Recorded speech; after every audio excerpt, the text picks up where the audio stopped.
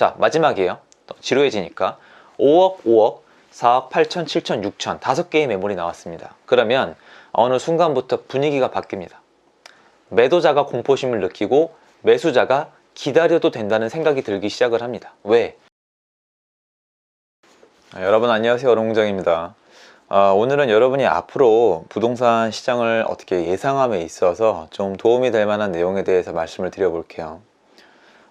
자유시장에서 돈을 버는 법을 배우면 참 좋잖아요. 사실은 부자가 되는 방법이기도 하고, 우리 대부분이 돈을 버는 방법이 누군가한테 고용이 돼서 그 사람이 원하는 일 중에 일부분을 대신해 준 다음에 한 달에 약간 뭔가 레버리지 이자처럼 월급을 받는 거잖아요.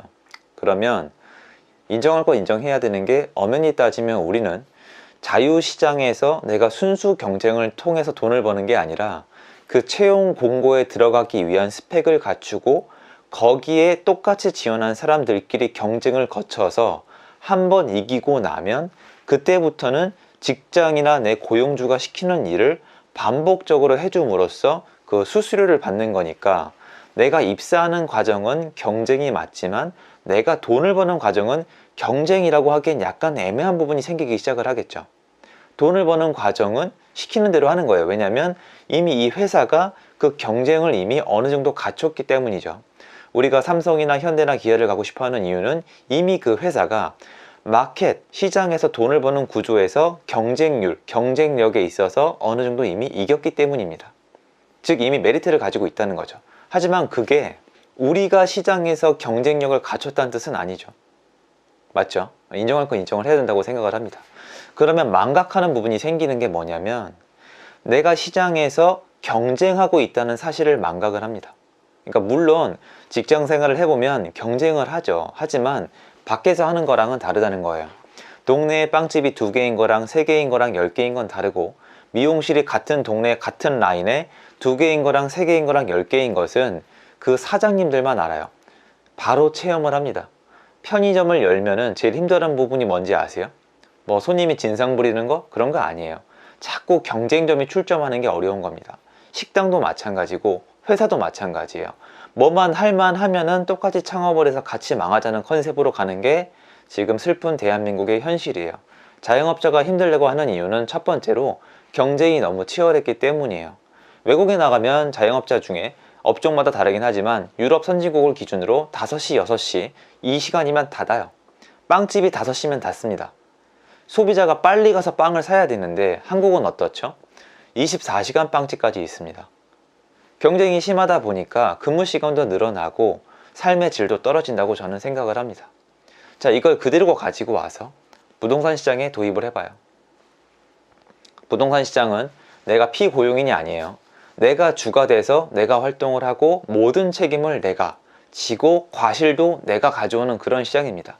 망할 수도 있고 흥할 수도 있고 진짜 폐인이 될 수도 있고 인생이 뭐 잘못되거나 바뀌거나 여러 가지 가능성이 있지만, 어쨌건 내가 내 명예를 가지고 내 돈을 가지고 시장에 와서 내가 정면 승부를 펼치는 곳이라고 생각을 할 수가 있겠죠. 물론 그냥 실거주 하시는 분들은 여기선 예외입니다.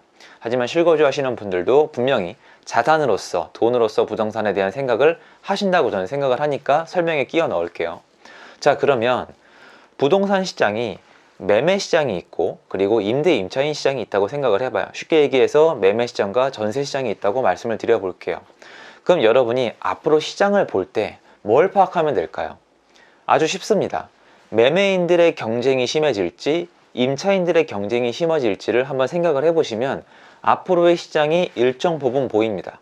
물론 여러 가지 변수가 있겠지만 오늘 이 시간에는 거기에 초점을 맞춰 볼게요. 왜냐면 수요 공급이라는 굉장히 중요한 요소의 한 축을 이루고 있는 부분입니다. 자, 여러분이 아파트를 팔고 싶어요. 내 아파트를 팔고 싶은데 5억 원에 팔고 싶다고 칩시다. 5억 원에 내놨는데 5억 원에 나 혼자 내놨어요. 근데 일단 서울이기 때문에, 서울을 예로 들자면 고정적인 수요가 꾸준히 있다고 칩시다.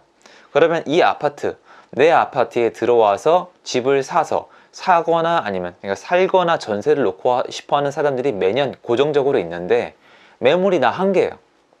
내가 그냥 대충 봐도 1년에 10건은 거래가 되는 내 아파트에 매물이 내 거 한 건이에요. 그럼 어떻게 될까요?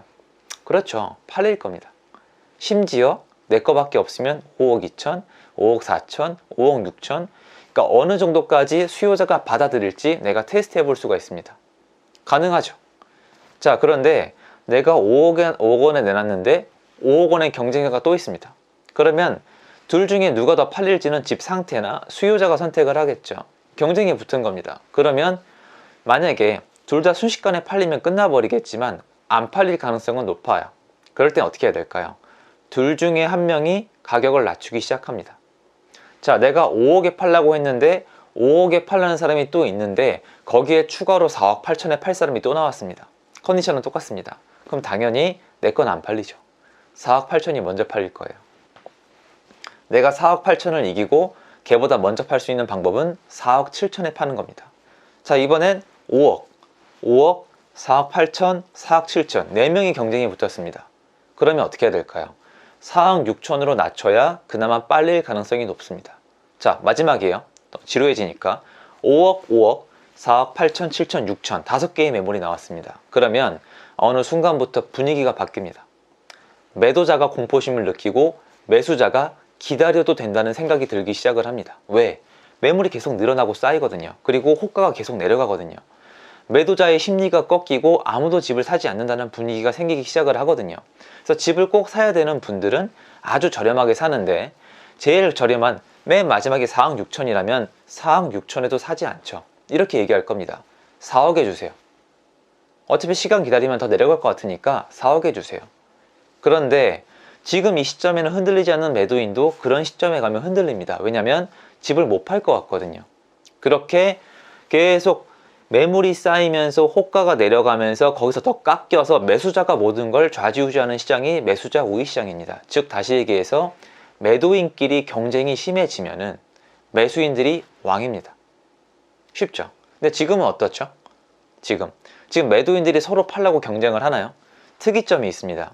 이 시장의 정말 특이점은 뭐냐면 매물은 늘어나고 있는 게 맞아요, 여러분. 물론 최근 2, 3주 사이에 분위기가 바뀐 부분은 분명히 있습니다. 제가 느끼기에. 하지만 확 바뀐 건 아니에요. 매물은 예전에 비해서 쌓이고 있는데 세금 매물이 있겠죠. 문제가 뭐냐면 예전과 달리 호가를 쉽게 낮추지 않습니다. 깎아줄 마음이 없는 거예요. 그러니까 뭐냐면 안 팔고 기다렸을 때 내가 더 손해를 볼 거라는 생각을 하지 않아요. 심리가 꺾이지 않은 거죠. 매도자가 물건을 내놓고 팔리지 않아도 돈이 급한 분을 빼고는 그냥 기다린다는 겁니다. 이건 현장에서 확인을 해보셨으면 좋겠어요. 예전 같으면은 호가를 낮춥니다. 공포심이 들기 때문에. 공포심이 들어야 낮춰요. 근데 지금은 낮추는 이유가 내가 5월 말까지 잔금을 받으면 세금을 어느 정도 아낄 수 있기 때문에 그에 상충하는 금액을 아끼는 정도예요. 그래서 쉽게 내리지 않습니다. 심지어 내놨다가 마음에 안 들면 전세로 전환을 합니다.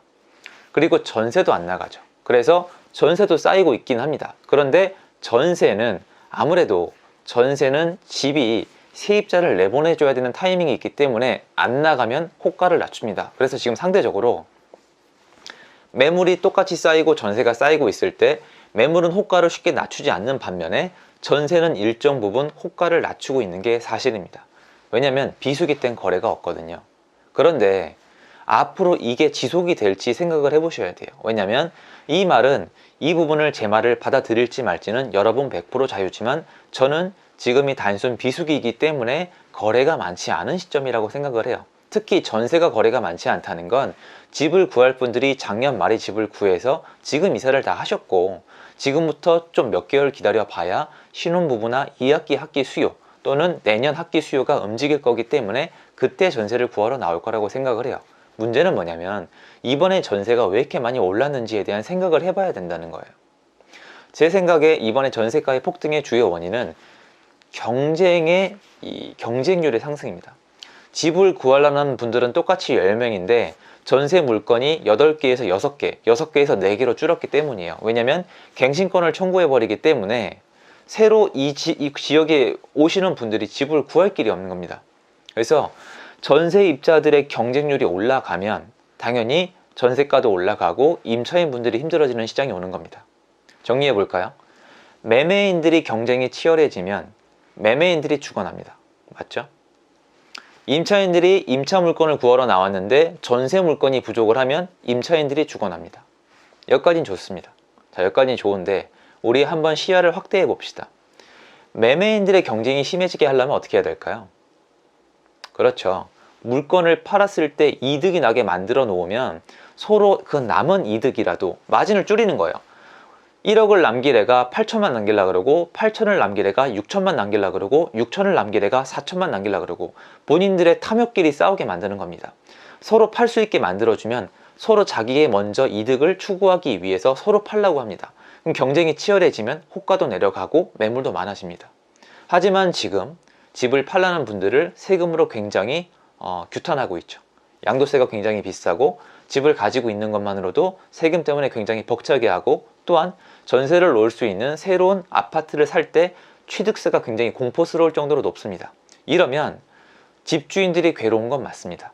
집주인들은 지금 굉장히 괴로울 거예요. 세금 때문에 죽어날 겁니다. 하지만 여러분, 제발 두 가지는 분리하십시오. 집주인들은 지금 힘이 든 거지 집주인들의 경쟁이 치열해진 건 아닙니다. 맞죠? 이건 맞는 부분이에요. 현상이 일어나고 있잖아요. 지금 세금이 무서워서 막 파는 분들은 많지 않아요. 작년에 판 분들은 후회하고 있고요. 집주인들이 지금 힘들고 앞으로 세금을 많이 낼 거고 괴로운 건 맞습니다. 하지만 이것과 매매시장의 매도인들이 경쟁이 치열해지는 건 별도인데, 경쟁은 오히려 줄어들고 있습니다. 왜냐하면 팔 수 있는 사람이 줄어들고 있고 물건을 마구 던지는 투기꾼들이 매물을 마구 살 수 없도록 해놨기 때문에 단순 돈만을 보고 집을 사는 분들이 줄어들고 있거든요. 반면에 어떻게 됐을까요? 아까 말씀드렸다시피 투기꾼들, 집을 사서 내가 실제 거주할 게 아니라 전세를 놓으려는 사람들이 줄어들고 갱신권이 있고 한 번 놓으면 4년을 둬야 되다 보니까 전세로 나오는 매물이 줄어들고 있습니다. 그러면 똑같이 임차를 구하러 나오는 분들이 숫자가 고정이라고 봤을 때 전세를 구하려는 임차인 분들의 경쟁은 심화되는 겁니다. 즉, 매도인들을 힘들게 하고, 그러니까 집을 가진 임대인들을 힘들게 하고 임차인 분들에게 혜택을 주게 되면 임대인들이 내놓을 매물은 줄어듭니다. 힘들긴 하지만 경쟁은 줄어들어요. 하지만 반면에 임차인 분들에게 많은 혜택을 주면 임차인 분들은 뭔가 누릴 수 있는 분들은 혜택을 누리겠지만 경쟁 자체는 치열해집니다. 문제는 이 주택이란 게 이 임대 시장의 80% 정도를 민간에서 책임지고 있기 때문에 정부가 개입할 수 있는, 수급에 개입할 수 있는 부분이 크지가 않습니다. 이게 유럽과 가장 큰 부분 중에 하나이죠. 80%를 차지하고 있는 민간은 자유시장, 수요와 공급에 철저히 따를 수밖에 없습니다. 즉, 임차인 분들은, 지금 임차 계약을 하신 분들은 갱신권, 기타 등등의 여러 가지 혜택을 누리시겠지만 본인들의 경쟁은 치열해질 수밖에 없습니다. 이때 제일 큰 부작용은 여기서 경쟁이 치열해지기 때문에 전세가가 오르는 동시에 전세를 구하기가 어려워지는 것입니다. 여기서 한 가지 더 문제를 나가자면, 이렇게 전세가가 올라가고 전세를 구하기 어려워지면은 이분들이 매매 시장으로 갈 수밖에 없습니다. 왜냐하면 주택은 의식주, 필수, 내가 살 곳은 필요하기 때문입니다. 자, 이렇게 정리를 해보자면 여러분이 앞으로 주택 시장이 집을 가진 사람들이 팔라 그럴 때 경쟁이 치열할지, 세입자분들이 집을 구할 때 경쟁이 더 치열해질지 한번 생각을 해보시면 앞으로 주택 시장이 어떻게 될지 한 번쯤은 좀 더 깊이 생각해 볼 수 있지 않을까 라는 생각의 영상을 준비했습니다. 영상 도움 되셨으면 좋겠고요. 도움 되셨으면 구독하기, 좋아요, 알림 설정 부탁드리겠습니다. 날씨가 점점 좋아지네요. 행복한 하루 되시고요. 건강 유의하십시오. 감사합니다.